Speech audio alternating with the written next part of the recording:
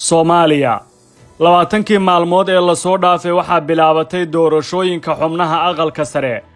si weyn ayaa Soomaalida oo dhan indhaha ay ugu haysay hanaanka geedi socodka dhaqaaqiisa kadib in ka badan 12 bilood oo dhammaan darafyada siyaasaddu ay aad ugu kala aragti duwanaayeen hanaanka qabsoomidda doorashooyinkan waxaynu eegaynaa maxay tahay sababta musharaxiinta qaarkood ay uga dhawaaqeen natiijada doorashooyinka bilowday iyo hanaanka dowlad goboleedyadu ay fureen dowlad goboleedyada Koonfur Galbeed Puntland Jubbaland iyo Galmudug waxa ay dhaqaajiyeen tareenka doorashada Somaliya waxa ay ilaa hadda soo saareen 49% xubnaha aqalka sare oo ka kooban 54 senatar Puntland ayaa noqotay maamulka kaliya ee hal mar sii daaya 12 xubnood ee uga mid noqonaya baarlamaanka 11aad ee Soomaaliya hadda wax shakiya kama taagna in la aadi doono doorasho sidaas oo kalena muran ma harayn doono hanaanka doorashada laakiin isweydiimo kale oo arrinta ergada iyo goobaha codbixintu ay ka dhacaysa ayaa kuwa war ka soo laaban doono sidaas ayay leeyihiin durba dadka la socda arrimaha doorashooyinka ee Soomaaliya madaxda dowlad goboleedyada iyo ra'iisul wasaaraha Soomaaliyana waxa ay toddobaadkan ugu soo wajahan kulan ku yeelan doonaan Muqdisho kaas oo lagu lafaguri doono labada qorshe ee hanaanka ergada soo xulitaankeeda iyo waliba sidoo kale goobaha ay doorashadu ka dhacayso oo ay dowlad goboleedyada qaarkood doonayaan hal maamul magaalo lagu soo koobo musharaxiinta u taagan madaxweynenimada Soomaaliya qaarkood waxa ay durma dareemeen walaac ah in doorashadu aysan ku bilaaban si daahfuran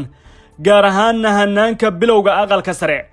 laakiin bilowgii hal mar ayay musharaxiintu ammaan iyo bogaadin kala duldhaceen Axmed Madoobaha Kismaayo ee Jubbaland oo soo saaray xubnihii ugu horeeyay Axmed ayaa ibafur uga dhigay ololaha soo saaridda cid kasta oo aragtidiisa la dhacsan laakiin mucaaradku waxa ay wanaag badan u arkayeen in fiila Soomaaliya aysan waxba ka helin goofka Kismaayo dadka faallaya siyaasadda waxa ay durba Axmed Madoobe ku dhaliileen inuu ka durkay nooc kasta oo loo arki karay inay noqon karto inay xalaal noqoto doorashada madaxtinimada iyo xubnaha soo saaridooduba lafta gareen ayaa sii daayay 5 xubnood oo uu dhammaan aragtidiisa ku keenay kama duwanayn habraaci uu jideeyay dariskiisa Jubbaland waxaana uu 5 kursiba u xiray fiila Soomaaliya si aan niyad ku dheehnayn ayay mucaaradku u aqbaleen liqidda tallaabada ka timid Baydhaba saaxiibka ugu weyn ee ay midowga musharaxiinta Soomaaliya dugsanayeen ahaana 12 bilood ee la soo dhaafay geed fadhiga siyaasadda ee madashi badbaado qaran Siciid Cabdullaahi Deni madaxweynaha Puntland ayaa dhigay cashar siyaasadeed ay adag tahay mar kale laga duwaangeliyo doorashooyinka aqalka sare ee xataa haray 22 musharax oo uu soo saaray una sharaxay 12 kursi 9 ka mid tartan ma gelin waxa ayna dhaafeen in loogu yeero ereyga la isticmaalayay maalmahan ee malxiiska siyaasadda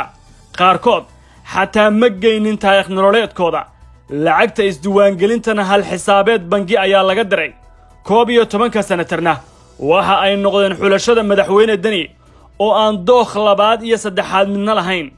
ila xoogagaalihi waxa ay cadeeyeen in aysan fiila Soomaaliya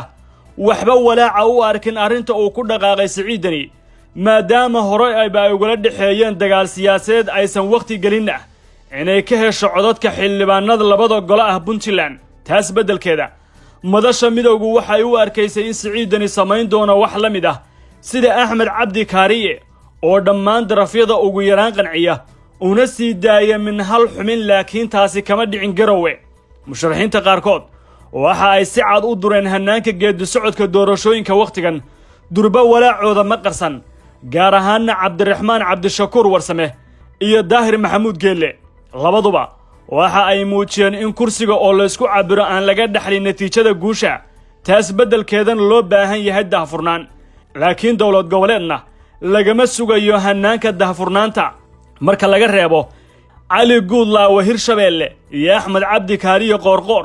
oo xeerin saaxiibtinimo siyaasadeed qaybin ku dhisan wax ku samayn doona laftirkoodana ay badeen duruufaha ay ku joogaan kursiga ayay leeyihiin xubnaha darsaya arrimahan macluumaadan helay waxa ay sheegayaan in Cabdiraxmaan iyo Daahir kaliya aysan qabin aragtida in doorashadu ay ku bilaabatay hanaan aan daahfurnayn qaarkoodna ay cabsi ka qabaan in haddii ay hadlaan ay waayaan xataa fursadaha aqalka hoose ee ay naawilayaan balse shaki ma leh in dowlad goboleedna uusan soo saari doonin xubno aqalka hoose oo uusan hubin codkooda halka u jihayn doono wax kastana la marin doono si aaminaad loogu helo xubnahaasi ilduufka siyaasadeed ee ku dhacay dhammaan darafyada bannaanjoogga ka ahaa kulamadii doorashada iyo qololka hoosta ka xirnaa waa in ay dusha sare ka soo dhoweeyeen heshiiska ubuucduna ahayd mid qarsoon oo ay yaallaan mindiyo hankooda lagu googoynayo tusaale ahaan arrinta aqalka hoose ama golaha shacabka sheekada xiisaha leh ee aysan musharaxiin badan ogeyn waa in dowlad goboleedyadu ay ra'iisul wasaare Rooble ka saxiixdeen bishii Juun in 60% ergada iyagu ay soo xuli doonaan doorka odayaasha dhaqanka hoos loo dhigi doono iyadoo oo marmarsiyaha ugu weyn yahay in hay'adaha amniga iyo wasaaradaha arrimaha gudaha ee heer dowlad goboleed ay awoodda kala saaridda qaadanayaan hadda isweydiimaha soo degdegaya waxa ka mid ah dowlad goboleedyadu ma u hoggaansami doonaan baaqa musharaxiinta qaarkood ka soo yeeraya mise way ku sii adkaysan doonaan haddii tan dambe ay qaataan dowlad goboleedyada lana sii saadaaliyo xubnaha tartanka doorashada u dhaxayn doono ma qaadici doonaan gelidda hoolka iyo isku imaanshaha fadhiyada labada gole ee cusub mise makhraati siyaasadeed ayay ka noqon doonaan loolan 3 ama 2 musharax dhex mari doona marka la gaaro dharaaraha doorashooyinka oo ay labada gole soo wada xaroodaan yimaadaanna caasimadda Soomaaliya ee Muqdisho dhinac kale beesha caalamka ayaa ka mid ah xubnaha sida weyn indhaha loogu hayo ka hadlideeda waxa ayna dadku tilmaamayaan inaysan sahlanayn in hadda beesha caalamku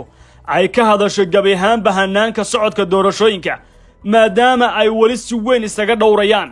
inay gacanta la galaan arrimaha gudaha ee Soomaalida quraanka kariimka ah iyo culumta shareecada ugu kaalay markaska Nuureyn online oo baro adigoo gurigaaga jooga quraanka higaada iyo culumta kale islaamka Transfer Galaxy waxay iga caawisay inay si kan xiriir fiican aniga ee asxaabtay iyo waalidkayga Transfer Galaxy waxaan u doortay sida uu u sahlan yahay iyo sida uu u dhaqso badan yahay